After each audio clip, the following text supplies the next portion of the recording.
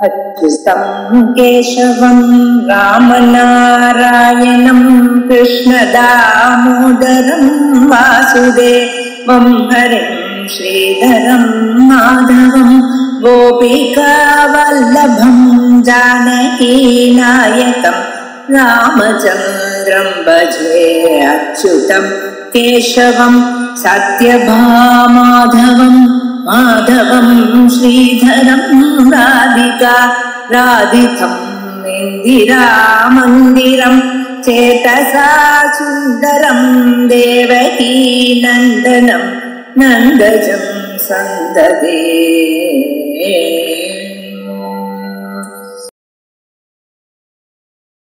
श्री गुरुभ्यो नमः।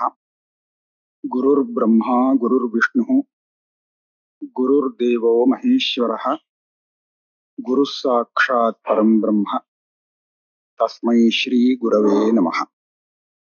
सदाशिवसमारम्भां शङ्कराचार्य मध्यमाम् अस्मदाचार्यपर्यन्तां वन्दे गुरुपरम्पराम्।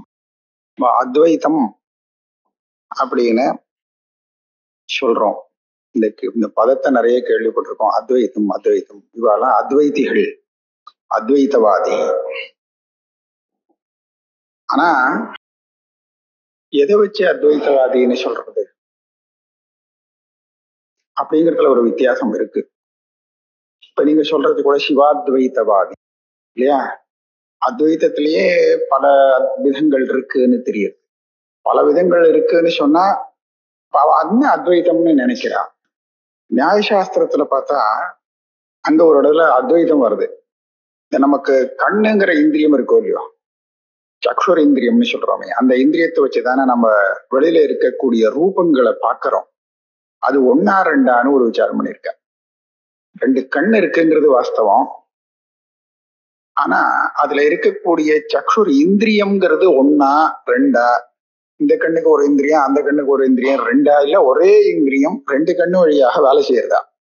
அங்க பார்த்தா சக்ஷுரத்வைத்தம் அப்படின்னு ஒரு இது வரும். சக்ஷுரத்வைத்த பிரகரணம் அப்படின்னு வேதாந்தத்துல அத்வைத்தம்னு அத்வைத்தம் சதுர்த்தம் மன்யந்தே ச ஆத்மா ச விஜ்ஞேயா அப்படின்னு வருது. இப்ப நான் சொன்ன வாக்கியம் மாண்டூக்கிய உபனிஷத்துல உள்ள வாக்கியம்.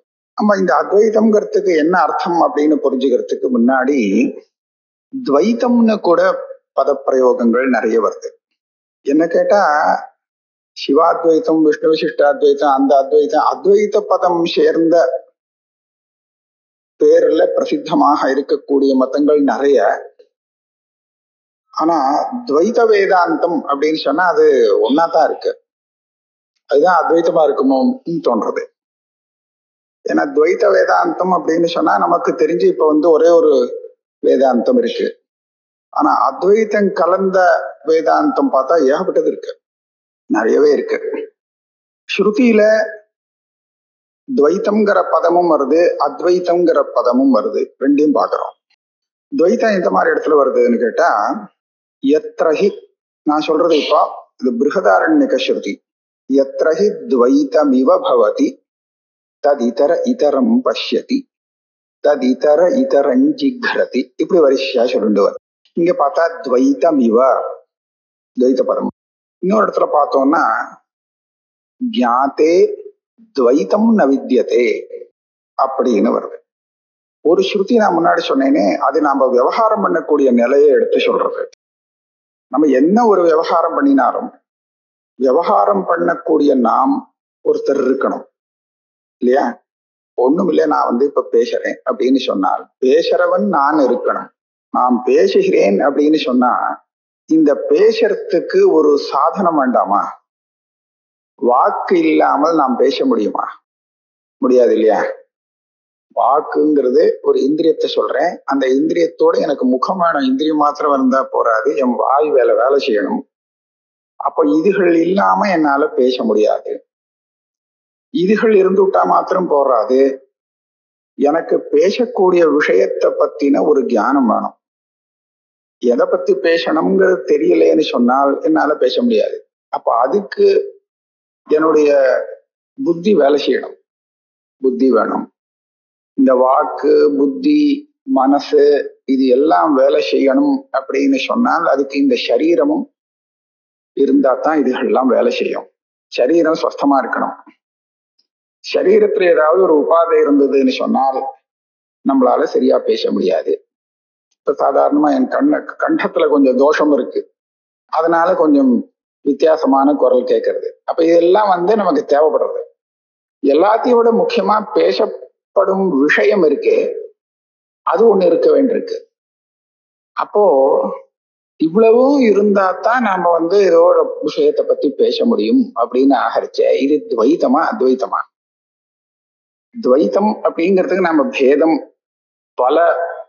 பல வகை சில உபகரணங்கள் விஷயங்கள் இதெல்லாம் இருந்தா தான் நம்மளால விவகாரம் பண்ண முடியும், பேச முடியும் அப்படின்னு பார்த்தோம்னா அது இல்லாமல் நம்மளால ஒண்ணுமே பண்ண முடியாதுன்னாச்சு.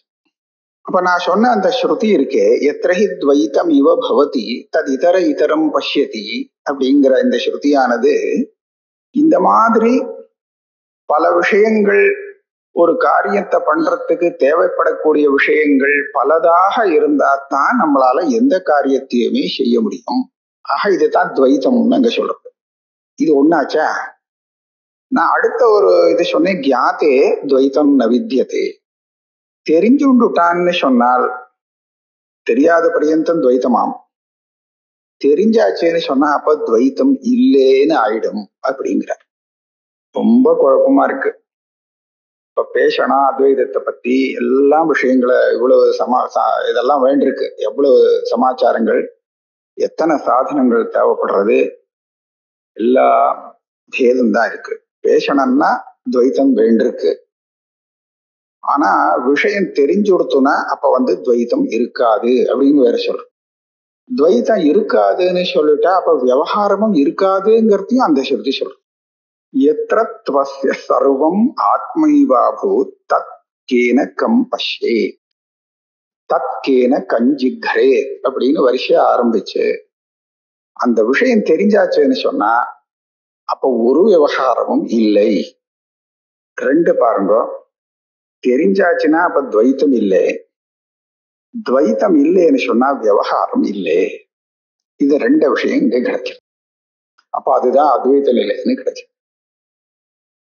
அப்படின்னா இது எதை பத்தி அத்வைத்தம்னு சொல்றோம்? தெரியாதவன் எதை சொல்லி கொடுக்குறானோ அதுதான் அத்வைத்தம் அப்படின்னு வச்சுக்கணுமா? துவைத்தத்துல இருந்துட்டு எது சொல்லப்படுறதோ அதுதான் அத்வைத்தம் அப்படின்னு வச்சுக்கணுமா? புரியல. ஆனா ஒண்ணு பார்க்கலாம், இந்த அத்வைத்தம் துவைத்தம் இது ரெண்டையும் பத்தி இந்த பிருஹதாரண்யக உபனிஷத்து பேசிண்டு வரச்ச துவைத்தம் உபதேசிக்க வேண்டிய ஒரு விஷயம் இல்லை. ஏன்னா அது உபதேசம் இல்லாமலே தெரியக்கூடியதாக இருக்கு. ஆனா அந்த அத்வைத்தம் இருக்கே அது உபதேசிக்காமல் தெரியக்கூடிய விஷயமாக இல்லை. அதனால அதை சொல்லிக் கொடுக்க வேண்டிய அவசியம் இருக்குன்னு ஒருத்தர் சொல்றோம். இதே அத்வைத்தம் அப்படிங்கிற இந்த பதத்துக்கு பதில் ஏகத்துவம் அப்படிங்கிற ஒரு பதமும் உபனிஷத்துல நம்ம பார்க்கிறோம். தத்ர கோ மோக கஷோக ஏகத்துவம் அனுபஷ்யதா. ஏகத்துவம்ங்கிற பதமும் பிரயோகத்துக்கு வருது. இத ரெண்டையும் பார்க்கறச்ச அத்வைத்தம்ங்கிறதுக்கும் ஏகத்துவம்ங்கிறதுக்கும் ஒரே அர்த்தம் சொல்லலாம் அப்படிங்கிறது ஒரு அபிப்பிராயம் ஏற்படுது. மற்றவாளும் அதே மாதிரிதான் நினைச்சிருக்கா. ஆனா எதை ஒண்ணுன்னு சொல்லலாம் அப்படிங்கிற விஷயத்துல கொஞ்சம் வித்தியாசம் இருக்கு.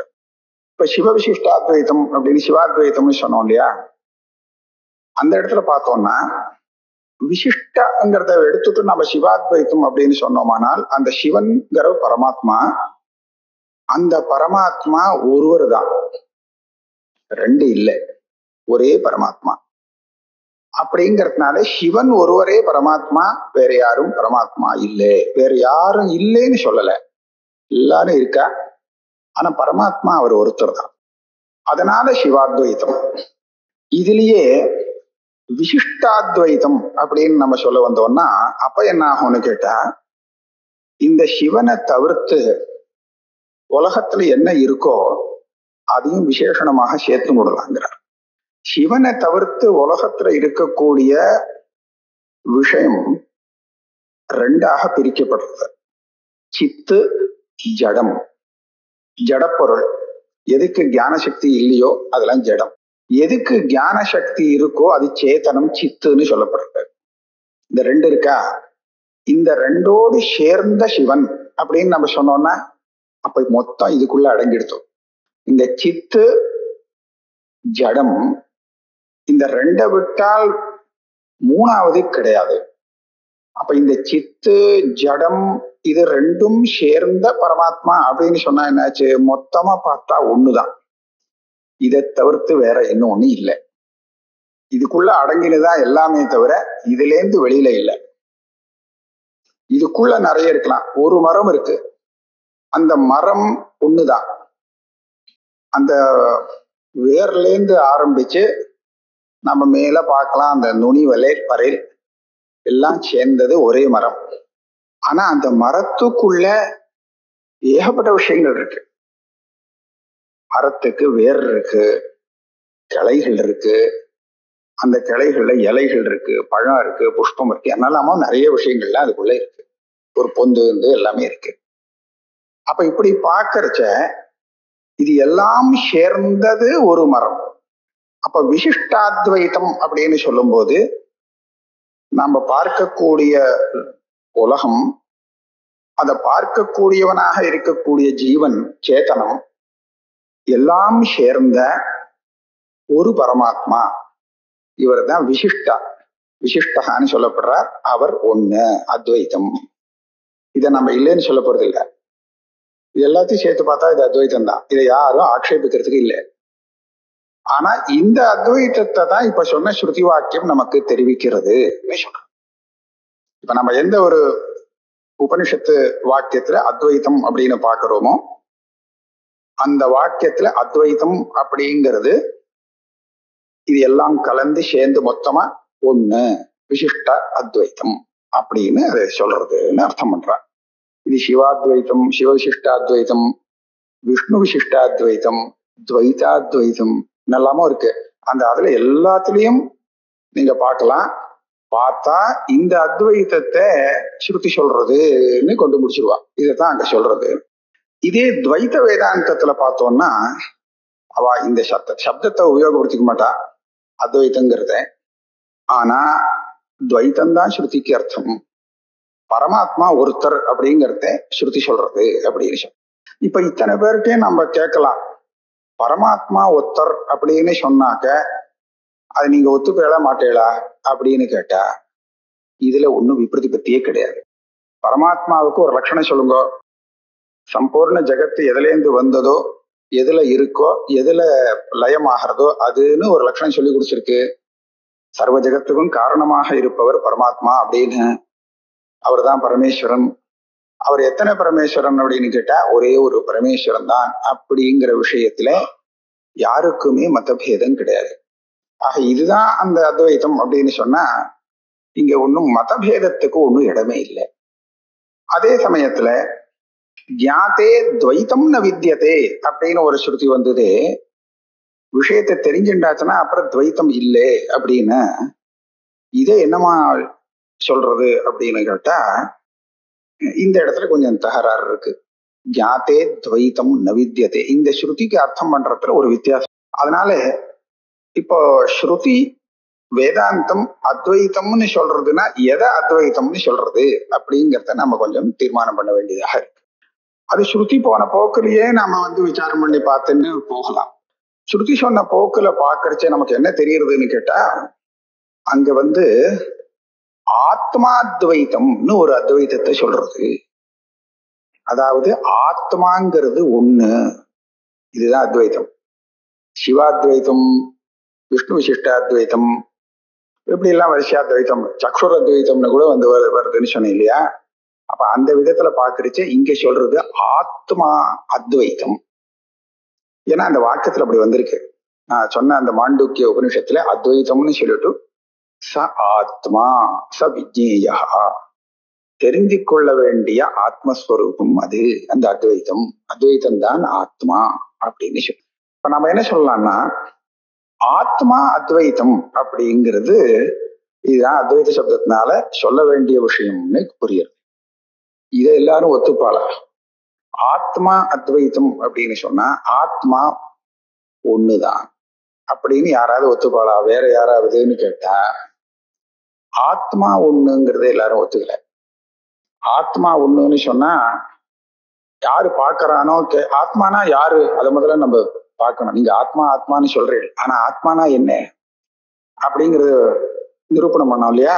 அதுக்காக தான் இங்க நிறைய சாஸ்திரங்கள் ஏற்பட்டிருக்கு, பல மதங்கள் இங்க வந்திருக்கு. ஆத்மானா என்ன அப்படின்னு தெரிஞ்சுக்கிறதுக்காக முதல்ல இந்த விசாரத்துல லோகத்துல 4 பேர் எப்படி விவகாரம் பண்றா அதெல்லாம் ஆராய்ச்சி பண்ணி பார்த்து ஆத்மான்னு அவ சொல்றது எது அப்படின்னு பார்த்தோம்னா சார்வாகன் தான் முதல்ல வந்தான். அவன் பார்த்தா நான் அப்படின்னு எதை சொல்றோமோ அதுதான் ஆத்மா, இதை தவிர்த்து ஆத்மா கிடையாது. அப்ப நான் அப்படின்னு நமக்கு தெரியக்கூடியது எது? நான் அப்படின்னு ஒருத்தன் தெரிஞ்சுட்டு தன்னை காண்பிக்கிறானே அது என்னது அப்படின்னு பார்த்தா அவன் கண்டுபிடிச்சு என்ன சொன்னான்னா, விசாரம் பண்ணி பல விதத்துல நிறைய விசாரம் பண்ணி பார்த்து ஒவ்வொருத்தனும் தன்னுடைய தேகத்தை தான், தேகம்னா சரீரம் இல்லையா, இந்த சரீரத்தை தான் நான் அப்படின்னு சொல்றான். அவாவா சரீரம் அவளுக்கு நானா இருக்கு, நான் அப்படின்னு சொல்லக்கூடிய விஷயமாக இருக்கு. அதைத்தான் அவ நான்னு புரிஞ்சுக்கிறா லோகத்துல. அதனால அதுதான் ஆத்மா. இது அவன் கண்டுபிடிச்ச விஷயம். ஆத்மாங்கிற சப்தத்துக்கு தேகம் அப்படின்னு அர்த்தம். அந்தந்த தேகம் அவாவாளுக்கு ஆத்மா அப்படின்னு வச்சுக்கணும். அப்படின்னா இது அத்வைத்தமாகுமோ? நிச்சயமா ஆகாது. ஒவ்வொருத்தருக்கும் இருக்கக்கூடிய தேகம் தனித்தனியா இருக்கு. நமக்கு பார்த்தா நம்மளுடைய தேகம் தெரியற மாதிரியே மற்றவாளுடைய தேகமும் சேர்ந்து தெரியுது. நம் தேகம் மாத்திரம்தான் நமக்கு தெரியறதுங்கிறது இல்லை. ஆக எத்தனை ஆத்மா அப்படின்னு கேட்டா அத்வைத்தம்னு நிச்சயமா சொல்ல முடியாது. ஆக சார்வாக்கன் ஏகா ஆத்மா, ஒரே ஆத்மா அப்படின்னு சொல்றதுக்கு வழியே கிடையாது. என்னாச்சு? அப்படியானா நம்ம வேதாந்தத்துல ஆத்மாத்வைத்தம்னு சொல்றச்சு இந்த சார்வாக சொல்லக்கூடிய ஆத்மாவை எடுத்துட்டு அத்வைத்தம்னு சொல்றதுக்கு வழி இல்லை. என்னாச்சு? வேற அடுத்தபடியா அடுத்த ஸ்டெப்புக்கு போவோம். அவ என்ன சொல்றா, தேகம் ஆத்மா கிடையாது, தேகத்தை தவிர்த்து ஒரு ஆத்மான்னு ஒண்ணு ஒத்துக்க வேண்டி இருக்கு. அந்த ஆத்மாவை நம்ம பிரத்யட்சமா பார்க்க முடியுமா அப்படின்னு கேட்டா பார்க்க முடியாது. நேரடியா பார்க்கறதுங்கிறது முடியாது. தேகத்தை பார்த்துடலாம், ஆனா தேகம் ஆத்மா கிடையாதுங்கிறதுக்கு பல யுக்திகள்னால நம்ம சாதிக்கிறோம். தேகத்தை காட்டுல ஆத்மா வேறானதுன்னு சொல்லும்படியா இருக்கு. இதையும் நான் எப்படி தீர்மானம் பண்றேன்னு கேட்டா லோகத்துல நடக்கக்கூடிய விவகாரத்தை வச்சுதான் நான் தீர்மானம் பண்றேன். நான் புதுசா ஒரு யுக்தியை சொல்றேன்னு நினைக்கவே வேண்டாம். லோகத்துல உள்ள சார்வாகன் எந்த லோக விவகாரத்தை பரிசீலனம் பண்ணி லோகத்துல ஒவ்வொருத்தரும் தான் ஆத்மான்னு சொல்லி தான் நான் அப்படின்னு எதை சொல்றான்னா சரீரத்தை சொல்லிட்டு இருக்கா, ஆனா அது ஆத்மா அப்படின்னு சொல்றான்னு சொன்னா இல்லையா? இப்போ இவனும் அதே லோகத்தை பரிசீலனை பண்ணுவோம், ஆனா தேகத்தை காட்டிலும் ஆத்மா வேறுன்னு சொல்ற நிர்பந்தம் இருக்கு, தேகத்தையே ஆத்மான்னு சொல்ல முடியாதுன்னு சொல்றான்.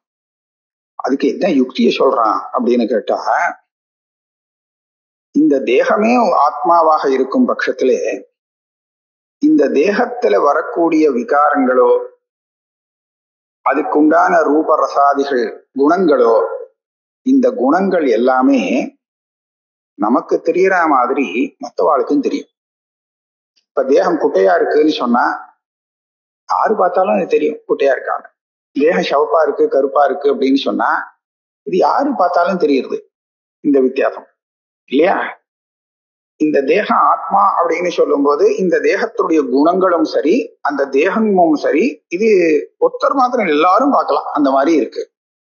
ஆனா இந்த தேகத்துல இருக்கிற ஆத்மாவுக்கு ஒரு சில சமயம் வருத்தம் வருது, துக்கம் வருது, சில சமயம் ஒரு சௌக்கியம் வருது, சில ஆசைகள் வருது, சில விஷயங்கள் தியானம் வருதோ இல்லையோ.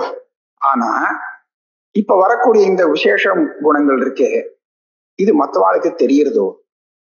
இவனுக்கு அந்த தியானம் வந்திருக்கே அப்படின்னு பார்த்தா தெரியுமா? முகத்தை பார்த்தா சரீரத்தை பார்த்தா தெரியுமா இவனுக்கு இந்த மாதிரி பிரம்மஜானம் வந்திருக்குன்னு தெரியுமா அப்படின்னு கேட்டா பிரம்மஜானிகளுக்கு தெரியும் போல இருக்கு.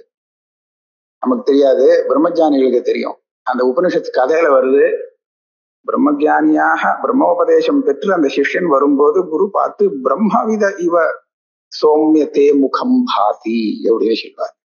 யாருப்பா அவனுக்கு உபதேசம் பண்ணா, முகத்தை பார்த்தா பிரம்மஜானம் வந்த மாதிரி இருக்கு அப்படின்னு சொல்றாங்க. அது சரி, அது சில பேருக்கு தெரியும் அது விஷயம். ஆனா பொதுவான ரீதியில ஒருத்தனுடைய ஞானம் இன்னொருத்தனுக்கு தெரியுமா? தெரியாது. ஆனா நான் அறிவேன் அப்படின்னு சொல்லும் போது அந்த நான்கிறது அறியக்கூடியதாக இருக்கு இல்லையா?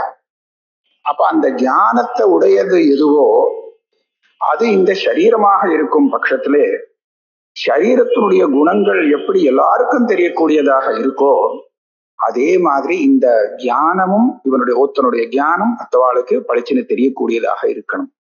ஒருத்தனுக்கு வரக்கூடிய சுக துக்காதிகள்லாம் இருக்கே, ஆசை, இந்த தர்மங்கள்லாம் சொல்றோமே, இதெல்லாம் கூட எல்லாருக்கும் பிரகாசமாகணும், எல்லாருக்கும் தெரியும்படியாக ஆகணும். ஆனா இந்த மாதிரி யாருக்காவது தெரியுறதோ? ஒருத்தன் நம்மளை ஏமாத்துறதுக்காக நம்ம கிட்ட நான் வார்த்தை பேசுறான், ரொம்ப சாத்விகமா ரொம்ப அழகா பேசுறான். பேசிட்டு போனா நமக்கும் அவன் மேல ஒரு நம்பிக்கை வருது, அது மாதிரியானது ஏமாந்து போக முடியாது. அதுக்கப்புறம் தெரியறது இவன் ஏமாத்துறவன் அப்படிங்கிறது இது நம்ம அனுபவத்துல தெரியும். இப்ப அவன் ஏமாத்துற எண்ணம் உள்ளவன் அப்படிங்கிறத நாம அவனை பார்க்கும்போது புரிஞ்சுக்கல. ஒரு சமயம் அந்த ஏமாத்துற குணமானது அந்த சரீரத்தை சேர்ந்ததாக இருக்குமானால் சரீரத்தை பார்க்கறச்சே நம்ம இவன் ஏதோ ஏமாத்துறவன் போல இருக்கே அப்படின்னு தெரிஞ்சு விடலாம் போல இருக்கே இல்லையா? ஆனா அப்படி தெரிஞ்சுக்க முடியறது இல்லை. அப்ப இந்த குணங்களை வச்சு பார்க்கறச்ச இந்த குணங்கள்லாம் அவளுக்கு தெரியுது. ஒவ்வொருத்தனுக்கும் தனித்தனியாக ஏமாத்துற எண்ணம் தனக்கு இருக்கிறது தெரியாமல ஒருத்தன் ஏமாத்துறான். அவன் நிச்சயமா ஏமாத்தணும் அப்படிங்கிற எண்ணத்தோட பண்ணும்போது அது தெரியாம ஏமாத்துறது இல்லை. ஆக எந்த எண்ணம் ஒவ்வொருத்தனுக்கும் தனித்தனியாக இருக்கோ அந்த எண்ணம், சுகம், துக்கம், இது எல்லாம் ஒருத்தனுக்கு தெரியுது, ஆனா மற்றவாளுக்கு தெரியல. அப்ப சரீரத்தினுடைய குணங்களுக்கும் இதுக்கும் ஒரு வித்தியாசம் வந்தது இல்லையா? சரீரத்தினுடைய குணங்களா இருந்தால் எனக்கும் தெரியுது, மற்றவாளுக்கும் தெரியுது. ஆனா இந்த விஷயங்கள்லாம் இருக்கு, இது எனக்கு மாத்திரம் தெரியுது, ஒவ்வொருத்தருக்கும் தனித்தனியா தெரியுது, ஆனா மற்றவாளுக்கு தெரிய மாட்டேங்குது. அப்ப இதுல இருந்து என்ன கண்டுபிடிக்கிறான்னு கேட்டா, நான் சொல்றது வெறும் சரீரம் இல்லை, சரீரத்தை காட்டிலும் வேறானது அப்படின்னு அதுக்கப்புறம் சில பேர் வந்து சரீரத்தை காட்டிலும் வேறானதுன்னு சொல்லிட்டா அது எதுன்னு மறுபடியும் விசாரம். சரீரத்தை காட்டிலும் வேறானதுன்னு சொன்னா இங்க ஏகப்பட்ட சமாச்சாரம் கிடைக்கிறது. நம்ம சரீரத்துக்குள்ள இத வேலை செய்யறதுக்கு இந்திரியங்கள்லாம் இருக்குன்னு சொல்றாங்க. மனசுன்னு ஒண்ணு இருக்கு, புத்தின்னு ஒண்ணு இருக்கு, பிராணன்னு ஒண்ணு இருக்கு, மூச்சு காத்தெல்லாம் போறது. இந்த மாதிரி இது எல்லாம் நான் அப்படின்னு சொல்லக்கூடிய ஒரு ஆத்மாவாக இருக்கலாமா அப்படின்னு விசாரிச்சு பாக்குறான். இந்த ஈஸ்வரனை ஒத்துக்காத பல தர்சனக்காரெல்லாம் என்ன சொல்றான்னா, ஈஸ்வரனை விட்டுட்டு இந்த சரீரத்துக்குள்ளேயே இதுக்குள்ள ஏதாவது ஒரு ஆத்மாவா இருக்கலாமான்னு விசாரம் பண்ணி பார்த்து ஒருத்தர் மனசுதான் ஆத்மா, மனசு இருந்தா தான் எல்லாமே நடக்கிறது, ஆக மனசுன்னு ஒண்ணு இருக்கு, மனசு இருக்கிறது மற்றவாளுக்கு தெரியாது, மனசுன்னு ஒண்ணு இருக்குங்கிறத சாதனம் பண்ணி அதுதான் ஆத்மா அப்படின்னு சொல்றாங்க. ஒரு சில பேர் என்ன சொல்றான்னா, மனசை தாண்டி பிராணன் ஒண்ணு இருக்கு, அதுதான் ஆத்மா அப்படின்னு சொல்லிட்டு வர, அதுதான் நான் அப்படின்னு. ஆனா அது எல்லாத்தையும் ஒதுக்கிட்டு இதெல்லாம் நாஸ்திகவாதங்கள் பேரு. ஆஸ்திகவாதத்துல வரைச்ச இதெல்லாம் தாண்டி ஆத்மா இருக்குன்னு கண்டுபிடிக்கிறார். அவ என்ன சொல்றா, இந்த சரீரமோ மனசோ பிராணனோ இது எல்லாமே ஆத்மா ஆக முடியாது. ஏன் ஆக முடியாது அப்படின்னு கேட்டா ஒரே காரணம், இந்த ஆத்மாவுடைய நிலை இதுகளுடைய நிலையை காட்டிலும் வித்தியாசப்படுறது. சரீரம், இந்திரியம், மனசு, புத்தி, பிராணன் இதுகள்லாம் வேலை செஞ்சுட்டு இருக்கு. ஆனா ஒரு சுகம் துக்கம் இல்லாத நிலைங்கிறது இருக்கு அப்படின்னு ஒண்ணு காமிக்கிறார். சரீரம் மாத்திரம் இருக்கு, பிராணன் இல்ல, மற்றது இருக்கா இல்லையான்னு தெரியாது. ஆனா அங்க ஒரு தியானமும் வரல அவன் அப்படிங்கிறத பாக்குறோம். அப்படிங்கிறத வச்சுட்டு நாம என்ன பார்க்கலாம்னா, பிராணன் இருந்துட்டா அது ஆத்மான்னு சொல்லலாமான்னா முடியாதுன்னு ஆறுது. பிராணனே ஆத்மான்னு சொல்றத உபனிஷத்து ஒரு யுக்தி சொல்லி கண்டிக்கிறது. பிராணன் ஆத்மாவாக இருக்கும் பட்சத்திலே நன்றாக தூங்கி கொண்டிருக்கிறவன் இருக்கானோ இல்லையோ, அவங்கிட்ட நாம பிராணன் முழிச்சுண்டு வேலை செய்யறத பாக்குறோம். நன்னா தூங்கிட்டு இருக்கான், ஆனா அவனுடைய இந்த சுவாசோச்சாச பிரக்கிரியைங்கிறது அழகா நடந்துட்டு இருக்கு.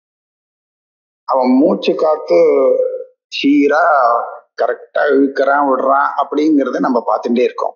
அப்படின்னா என்னாச்சு, அந்த பிராணன் தன் வேலையை ஒழுங்கா செஞ்சுட்டு இருக்குங்கிறதுக்கு என்ன அர்த்தம், அது தூங்கலேன்னு அர்த்தம். அப்படி இருக்கும்போது அவனை கூப்பிட்டா அவனுக்கு ஏன் தெரியல, அந்த பிராணனை கூப்பிட்டா அவனுக்கு ஒன்றும் தெரியல, ஒண்ணுமே தெரியாம தூங்கினேன்னு வேற சொல்றான். கூப்பிட்டது தெரியல, தூங்கினது கூட தெரியல, ஒண்ணுமே தெரியல, அப்படி தூங்கினேங்கிறான். இந்த பிராணன் தான் ஆத்மா அப்படின்னு சொல்றதா இருந்தால், அது தூங்காமல் வேலை செஞ்சுட்டு இருக்கும் போது அவனுக்கு தெரியாம போகிறதுக்கு என்ன காரணம்? அதனால தெரியாம போறதுக்கு காரணம் இல்லை அப்படிங்கிறத பார்த்து, இது எல்லாத்தையும் தாண்டி ஒரு ஆத்மா இருக்கு, அதுதான் கர்த்தா. இந்த பிராணனோ மனசோ சரீரமோ இதெல்லாம் கர்த்தா கிடையாது. அதை தவிர்த்து ஒரு ஆத்மாங்கிறது இருக்கு, இதுதான் கர்த்தா, இதுதான் போக்தா. கர்த்தா போக்தா அப்படிங்கிறத தனியா பிரிச்சு எடுத்துட்டார். இப்ப நம்ம என்ன இதுல பார்க்கணும்னு சொன்னா, அந்த சரீரம் கருப்பா இருக்கு வெள்ளையா இருக்கு அதை நான் சில பேர் சொல்றாங்கிறத நம்ம ஆட்சேபிக்கவே இல்லை. சரீரத்துக்குள்ள இருக்கக்கூடிய மனச சில பேர் ஆத்மான்னு சொல்றான்னு சொன்னா அவ அப்படிதான் சொல்றா, அது இல்லைன்னு சொல்லல. லோகத்திலும் பல பேர் அந்த மாதிரி சொல்றா. ஆனா ஆத்மா கர்த்தா போக்தான்னு சொல்லக்கூடியவன் நான், அப்படி நான் தான் செஞ்சேன், நான் செஞ்சதை நான் அனுபவிக்கிறேன் அப்படின்னு சொல்லக்கூடிய ஆத்மா இருக்கே, இது இதெல்லாம் தாண்டினது அப்படிங்கறத இவ ஸ்தாபனம் பண்றா யுக்திகளை கொண்டு. இவ இன்னொரு விஷயத்தையும் சொல்றா. இந்த கர்த்தா போக்தா அப்படின்னு சொல்லும் போது கர்த்தாவாக இருக்கிறதுக்கும் போக்தாவாக இருக்கிறதுக்கும் ஒரு சம்பந்தம் இருக்கு. யாரு ஒரு கர்த்தாவாக ஆகிறானோ அவனே தான் போக்தாவாக ஆகணும். அவன் யாரு எந்த காரியத்தை செஞ்சானோ அந்த காரியத்தினுடைய பலத்தை அனுபவிக்கிறதுக்கு அவனுக்கு தான் அதிகாரம். அதுதானே பொதுவாக லோகத்துல இருக்கு. நான் பண்ணினேன் அப்படின்னு சொன்னா, நான் ஒரு நல்ல காரியம் பண்ணியிருக்கேன், அதுல இருந்து வரக்கூடிய அந்த பலன் எனக்கு கிடைக்கணும் அப்படிங்கிறது சுபாவமா இருக்கும். ஆக போக்திருத்துவங்கிறது கர்த்திருவம் போக்திருத்துவம் இது ரெண்டும் ஒரே இடத்துல வரணும் அப்படின்னு சொல்றோம். இப்படி சொல்லும் போது என்ன ஆகுது, ஆத்மா அத்வைத்தமாக இருக்க முடியாது. கர்த்தாவாகவும் போக்தாவாகவும் நம்ம ஆத்மாவை சொல்லும் போது அந்த ஆத்மா ஒரே ஆத்மாவாக இருக்கவே முடியாது. ஏன்னா ஒரு காரியத்துக்கு ஒருத்தன் கர்த்தா, இன்னொரு காரியத்துக்கு இன்னொருத்தன் கர்த்தா. இப்ப கடத்தை யாரு பண்றான், பானையை உருவாக்குறவன் யாரு, கோயவன் அப்படின்னு சொன்னா அவன் தான் கடசிய கர்த்தான்னு சொல்லலாம். இதே சமயத்துல இந்த வஸ்திரத்தை பண்ணக்கூடியவன் யாரு, அவனால் பண்ண முடியாது. இதுக்கு வேற கர்த்தா இன்னொருத்தன், இதை தெரிஞ்சு பண்றவன் வேற. அப்ப அந்த கர்த்தா வேற இந்த கர்த்தா வேற தானே. அப்படி பார்க்கறச்சே நமக்கு இந்த நான் நான் அப்படின்னு சொல்லிட்டு இருக்கிற இடத்துல ஒவ்வொரு தேகத்துக்கும் தனித்தனியாக கர்த்தா உண்டு. அந்தந்த தேகத்துல இருக்கிற அதே கர்த்தா போக்தாவாகவும் ஆகலாம் அப்படிங்கிறது தெரியுது. ஆக கர்த்தா போக்தா அப்படின்னு சொல்லக்கூடிய ஆத்மா சரீரம் இல்லை, அதுக்குள்ள முன்னாடி சொன்ன பிராண பரியந்தம் இல்லை, இதை தவிர்த்து வேற ஒண்ணு இருக்கு அப்படிங்கிறத ஊகிச்சு அப்படி ஒரு ஆத்மா இருக்கு, அதை எல்லாரும் நான் சொல்லிக்கிறாளா அப்படின்னு கேட்டா அத தெரிஞ்சுட்டு நான் சொல்லல, அதே சமயத்துல தெரியாமலே அத நான் விவகாரம் பண்றாங்கிறது இல்லைன்னு அவ சொல்றான். தெரியலைங்கிறது இல்லை. ஏன் எப்படி தெரியறது இந்த ஆத்மா அப்படின்னு பாக்குறச்ச, இப்ப நாமளே யோசனை பண்ணலாம். நாம ஒரு விஷயத்தை இப்ப நம்ம காதால கேட்கிறோம்னு தெரியறதா இல்லையா? ஒரு விஷயம் நம்ம காதுங்கிற இந்த ஸ்ரோத்ரேந்திரியத்தை உபயோகப்படுத்தி நம்ம கேட்டு இருக்கோம் அப்படின்னு தெரியறச்ச இது எப்படி தெரியறது? கேட்கிறோம் அப்படின்னு நான் கேட்கிறேன் அப்படிங்கிற விஷயமும் தெரியுது. அப்ப நான் கேட்கிறேன், காதால கேட்கிறேன் அப்படின்னு சொல்லும் போது ஒரு சத்தத்தை காதால கேட்கறதுங்கிறது ஒண்ணு. அந்த சத்தத்தை மாத்திரம் காது காமிச்சு கொடுக்கும்.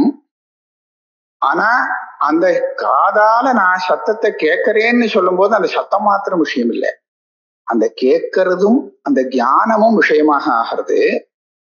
ஆக அந்த ஞானம் தனக்கு வந்திருக்குங்கிறது அங்க தெரியறது. கேட்கிறவன் நான் அப்படின்னு தெரியறது. அப்ப அந்த நான்கிறது எப்படி இருக்கணும் அப்படின்னு கேட்டா, அவ தெரியாத ஆத்மாவாக இருக்க முடியாது. அவளுக்கு தெரியுறது நான் கேட்கிறேன், நான் சௌக்கியமா இருக்கேன் அப்படிங்கிறது. அப்ப நான்கிறது அவளுக்கு தெரியாம இருக்கான்னு சொல்லல. தேகத்தை தாண்டி மனசு, இந்திரியம், பிராணன் எல்லாத்தையும் தாண்டியவனாக அந்த கர்த்தா ஆத்மா இருக்கான் அப்படிங்கிறத நான் ஏதோ ஊகத்துல சொல்றேன் அப்படிங்கிறது இல்ல. ஒவ்வொருத்தருடைய அனுபவத்திலையும் தெரியக்கூடிய அந்த ஆத்மா, தெரிஞ்சுட்டு இருக்கக்கூடிய அந்த ஆத்மாவை பத்தி தான் நான் சொல்றேன். ஆனா அந்த ஆத்மா இதுகளை காட்டிலும் வேறானதா இல்லையான்னு இவ விசாரிச்சு பார்க்கல. அதனால நான் சரீரத்தை காமிச்சுட்டு இருந்தா. ஆனா இந்த விசாரம் பண்ணி பார்க்கும்போது இவாளுக்கு தெரியக்கூடிய அந்த ஆத்மா தேகாதிகளை காட்டிலும் வேறானதாக இருக்கு அப்படின்னு நான் சொல்றேன். எதுக்கா நான் இதை சொன்னேன்னு சொன்னா, நீங்க பாட்டுக்கு தேகம் இல்லை, பிராணம் இல்லை, அது இல்லை, அது இல்லை, தனியா ஒரு ஆத்மான்னு ஒண்ணு புதுசா ஒண்ணு சொல்றீங்களே, யாருக்கு தெரியும்னு நீங்க கேட்கக்கூடாது. உங்களுக்கு தெரிஞ்ச ஆத்மா, நான் தெரியக்கூடிய அந்த ஆத்மஸ்வரூபம் இப்படி இருக்குன்னு நீங்க விசாரிச்சு பார்க்கல, நான் விசாரிச்சு இந்த மாதிரி சொல்றேன். இந்த ரீதிக்கு அவ கர்த்தா போக்தாவாக இருக்கிறது ஆத்மா அப்படின்னு ஸ்தாபனம் பண்ணினா. ஆனா கர்த்தா போக்தா அப்படின்னு சொல்லும் போது அந்த ஆத்மா ஒவ்வொரு சரீரத்துக்கும் வெவ்வேறானதாக இருக்கணும். அதுவும் ஒரு நியத்தி ஏற்பட்டது. கர்த்தா போக்தா அப்படின்னு சொல்லக்கூடிய சமயத்திலே இந்த ஆத்மாவை தாண்டி இன்னொரு ஆத்மா பரமாத்மான்னு ஒண்ணு ஏற்க வேண்டியதாகவும் நிர்பந்தம் ஏற்பட்டது. ஏன்னா ஒரு வியவஸ்தைக்காக, விவகாரத்தினுடைய ஒரு நியத்திக்காக பரமேஸ்வரன் அப்படின்னு ஒருத்தன் இல்லை அப்படின்னு சொன்னால் இந்த ஆத்மாக்கள் கர்த்தாவாகவும் இருக்க முடியாது, சரியானபடி போக்தாவாகவும் இருக்க முடியாது.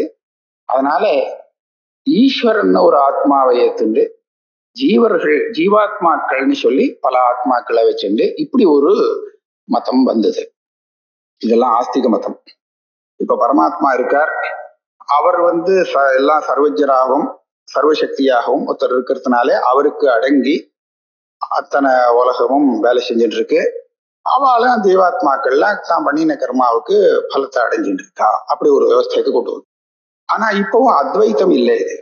இது அத்வைத்தம் ஆகல. என்னதான் பண்ண வேண்டியிருக்கு? அப்ப ஸ்ருதி இந்த ஆத்மாவை சொல்லலேன்னு தானே ஆச்சு.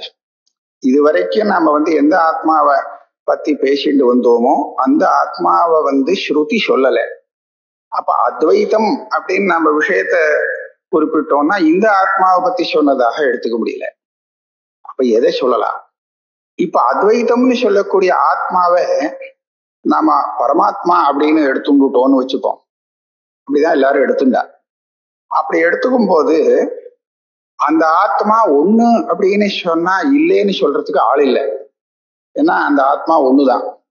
ஆனா அதை உணர்ந்தவா யார் இருக்கா? நான் அப்படின்னு நம்ம பிரசித்தமான ஆத்மாவில அந்த ஆத்மா சேர்றதா நம்ம அனுபவத்துல அப்படின்னு கேட்டா இல்லைன்னுதான் சொல்லி ஆகணும். யாரா இருந்தாலும் இல்லைன்னு சொல்லி ஆகணும். யாரோ ஒருத்தர் பரமேஸ்வரன் ஒருத்தர் இருக்கார், அவர் தான் எல்லாம் பார்த்துக்கிறார் அப்படின்னு சொன்னாதான் தெரியுமே தவிர அதை நாம நம்ம அனுபவத்துல சொல்றோமான்னு கேட்டா இல்லைன்னு சொல்லுபடியா இருக்கு. ஆனா நான் இங்க ஆரம்பத்துல இந்த தேகத்தை நான் சொல்றதுல இருந்து ஆரம்பிச்சேனே, அந்த நான் இந்த கர்த்தா போக்தான ஒரு ஆத்மாவை சொன்னேனே, அது பரியந்தம் இருக்கக்கூடிய அவ்வளவு ஆத்மாவும் நமக்கு அனுபவத்துல இருக்கக்கூடிய ஆத்மா, இருக்கிற ஆத்மா, கல்பனை பண்ணப்பட்ட ஒரு ஆத்மா இல்லை. நாம உணர்றோம். ஆனா உணரும் அந்த ஆத்மஸ்வரூபம் இதை காட்டிலும் வேறானதா இல்லையா அப்படின்னு நம்ம விவேச்சனம் பண்ணாமல் நம்ம பாட்டுக்கு போயிட்டு இருக்கோம். அதனால விவேச்சனம் தான் பண்ணி கொடுத்தாவா. ஆக நான் உணரக்கூடிய ஒரு ஆத்மஸ்வரூபம் தேகாதிகளை காட்டிலும் வேறானது அப்படிங்கிற ஒரு அம்சத்தை மாத்திரம் இந்த சாஸ்திரக்காரால நமக்கு விவேச்சனம் பண்ணி கொடுத்தாலே தவிர நம்மளுடைய அனுபவத்திலேயே இல்லாத ஒரு ஆத்மஸ்வரூபத்தை அவ ஒன்னும் சொல்லிக் கொடுக்கல. ஆனால் இப்போ இந்த வியவஸ்தைக்காக நம்ம அனுபவத்துல இல்லாத ஒரு ஆத்மஸ்வரூபத்தை ஈஸ்வராத்மா அப்படின்னு சொல்லும்படியாக ஏற்பட்டது இந்த ஆஸ்திக மதத்துல. அதை ஒண்ணு தனியா வச்சுட்டோம். ஆனா நம்ம அனுபவ விஷயம் இல்லை அந்த ஆத்மா.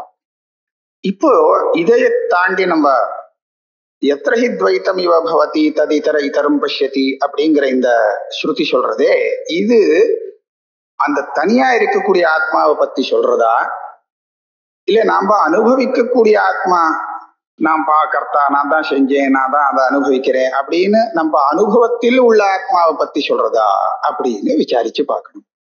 அப்ப நம்ம உபனிஷத்து வாக்கியங்கள் எல்லாம் பார்க்கும்போது என்ன தெரிகிறதுன்னு கேட்டா, நான் பார்க்கிறேன் கேட்கிறேன் அப்படின்னு உணர்ற ஆத்மா இருக்கே, அந்த ஆத்மாவை பத்தி தான் உபனிஷத்து சொல்லி கொடுக்கறது அப்படின்னு தெரியுது. அதுக்காக அந்த ஈஸ்வரன்கிற ஒரு ஆத்மாவை இல்லைன்னு சொல்லிவிடலாமான்னு கேட்டா அப்படி சொல்ல முடியாது. ஏன்னா அந்த ஈஸ்வரங்கிற ஆத்மாவை ஆரம்பிச்சு சொல்லக்கூடிய உபனிஷத்து நிறைய இருக்கு. உபனிஷத்துல நிறைய ஈஸ்வரனை பத்தி சொல்லப்படுது. ஜெகத் சிருஷ்டி எப்படி வந்ததுன்னு கேட்டா ஈஸ்வரனத்துல இருந்து தான் வந்ததுங்கிறதுல எந்த உபனிஷத்துக்கும் கருத்து வேறுபாடே கிடையாது. எல்லாம் ஐக்கவத்தியமா இருக்கு. கதி சாமான்யா அத்தனை சூத்திரம் வேறு பண்ணியிருக்காங்க. எல்லாரும் ஒரே மாதிரி சொல்றாங்க. அப்ப ஈஸ்வரனை பத்தி ஈஸ்வரனிடத்துல இருந்து இவ்வளவும் வந்திருக்கு அப்படின்னு சொல்லக்கூடிய ஒரு உபனிஷத்து விஷயமும், அதே சமயத்துல நான் இந்த காரியத்தை செய்கிறேன், நான் இதை உணர்கிறேன், சௌக்கியமா இருக்கேன்னு சொல்லக்கூடிய ஒரு உணரக்கூடிய ஆத்மஸ்வரூபமும் வேறா ஒன்னா அப்படிங்கிற விஷயத்துலதான் இங்க பெரிய சர்ச்சை ஆயிடுச்சு. அப்ப இந்த உபனிஷத்துகள்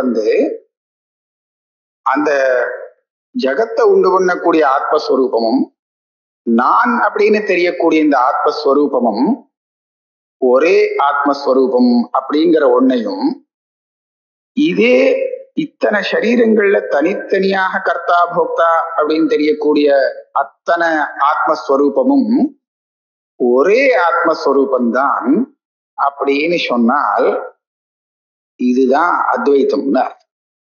அதாவது இந்த சரீரத்திலையும் அந்த சரீரத்திலையும் அந்த சரீரம் எல்லா சரீரத்திலையும் ஒரே ஆத்மா. ஆச்சா, இப்ப ஜீவாத்மா அதுக்குள்ள சேர்ந்து கொடுத்தோம். ஒரே ஜீவாத்மா தான். ஜீவாத்மான்னு எதை சொல்றோமோ அது ஒரே ஆத்மா. அந்த ஆத்மா தான் பரமாத்மா. நான் பரமாத்மாவை ஜீவாத்மான்னு நான் சொல்லல. பரமாத்மான்னு சொன்னா அவர் சர்வஜர், சர்வசக்தி. நம்மளை போல இல்லை, அவரை நமக்கு தெரியாது. ஆனா நம்மளை விட ரொம்ப பெரியவர், ரொம்ப சக்தி ஞானம் எல்லாம் உள்ளவர்ங்கிறதுல சந்தேகம் இல்லை.